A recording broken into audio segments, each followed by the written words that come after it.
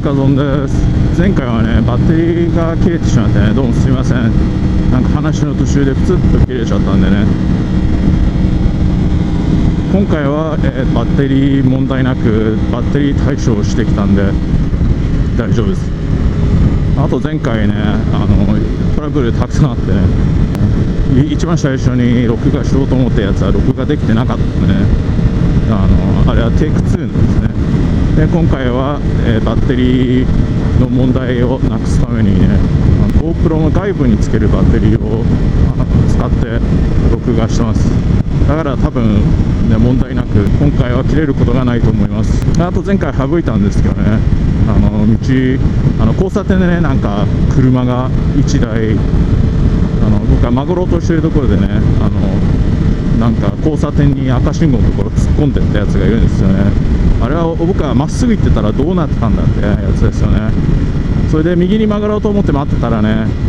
左に曲がってるやつがなんか一方通行のところを U ターンしてね、一方通行逆走してね曲がっていったやつがいますからね、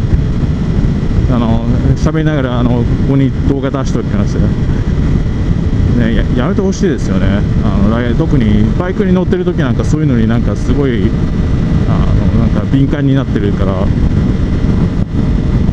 余計ですよね。で安全と言ってですけど、よくね友達アメリカなんかに住んでるとねよく言われるのが、車の間のすり抜けなんてあるじゃないですか。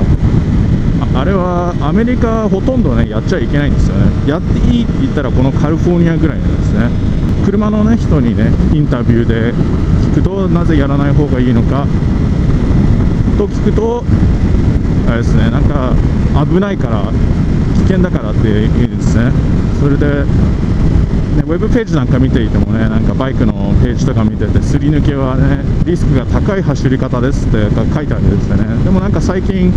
あれですよね、バークレーが研究発表みたいな感じで出したやつではね、すり抜けをしてる方が安全だっていう研究発表が出てましたからね。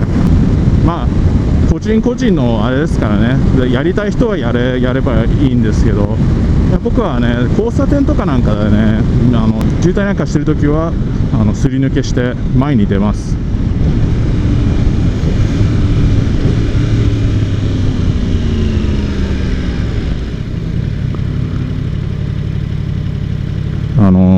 そうですね、安全って言ってバークレーで出したやつはなんかいろいろ数字がね出ててね、それではやっぱし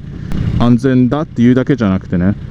ちゃんとどういう数字が出たのかっていうことですね。それですり抜けする際にね一番安全っていうのが50キロ以下で走るってこと、それと、周りの車より10キロ以上のスピードを出して走らないと。っていうことは車が周りが40キロで走っている場合は50キロで走ったりして、一応安全ということですね。それで数字の中でね怪我の確率っていうのもあってね、それもなんかだいぶ低かったんですよね。頭に怪我を負う確率となんか腰を痛める確率、それとあとは何ですか死ぬ確率となんかそういうのがいろいろパーセントで書いてあったんですね。それですり抜けをする場合はその確率が随分低かったですね。数字自体はちょっと忘れたんですけど、死ぬ確率が確か 3% から 1% に下がるんですよね。そんな感じですね。でそういう数字が出てるわけですが、やらないといけないってわけじゃありませんからね。やっぱしカリフォルニアの場合もね法律でやらないといけないってわけじゃないですかね。やったらいけないっていう法律もないですよね。だからやっぱし警察の判断ですよね。走ってて危ないことをしてたら止められるし、安全に走ってれば別にね気にしないでやらせてくれるんですね。他の州はねやったらいけないんでね、カリフォルニアだけなんですけど、で日本も確か友達と話しててやっていいって言ってましたけど、でも僕がこういうこと言ってるからね、やらないといけないってわけじゃありませんからね。やっぱし一人それぞれやりたい人というね、ちょっと僕にはそういう乗り方はできないっていう人はいますからね。だからやっぱりちょっと考えてね、自分一人一人の個人のあれでやればいいんじゃないですかね。こっちでもね、僕の友達でもやる人とやらない人いますからね。僕もやっぱし車がねちゃんと動いてればねやりませんからね。特にこうただ走り回ってる時はほとんどやらないで、周りの人についてったりするぐらいですからね。今日は別にどこ行くっていう感じで来たわけじゃないんでね、ただなんか乗りたいなと思って走ってるんですけど、一応海のそばですね。一応海岸線の辺りを走ると、ここから行くとね信号が多くてね、なんかあまりスピードは出せないんですけど、しかも街中ですからね、緩やかなスピードで走らないといけないですね。あとここのとこずっと暑かったんですよね。先週の前回のビデオの時もなんかすごい暑くて、外もなんか37度とか、なんか乗ってる時はまだ涼しかったですけどね、でもなんか最高気温が37度とかになってたですね。それで、今日は最高気温が30度しかないんでね、乗るのに最高ですよ。全然まだ暑いですけどね、でも走ってる分には涼しいですからね。37度じゃ走ってても暑いで、まあね、30度ぐらいだったら乗ってても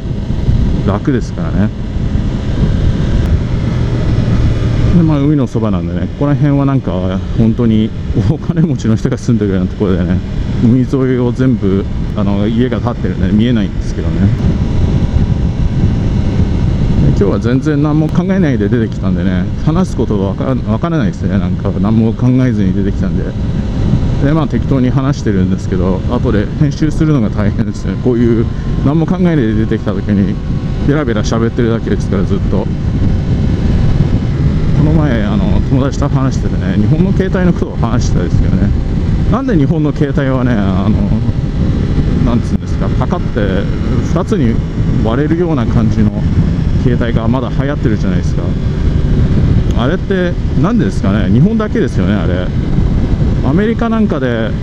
あれは本当に日本の感じですよね。アメリカであんなの売ってませんからね。友達がねアメリカに来て携帯見に行く時にね、いつもっていうかね、たまに日本から来た人にね、携帯買いに行くんで手伝ってって言われるんですよね。それで行くじゃないですか、一緒に。そうするとこういう携帯しかないのって言われるんですよね。こっちはあれですよ、スマホみたいな感じの携帯しか売ってないんでね、Android とか iPhone とかのね、あんな感じの電話しか売ってないんでね。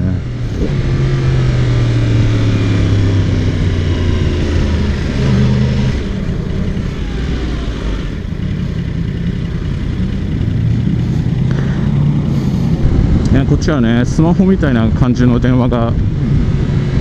ほとんどなんでね、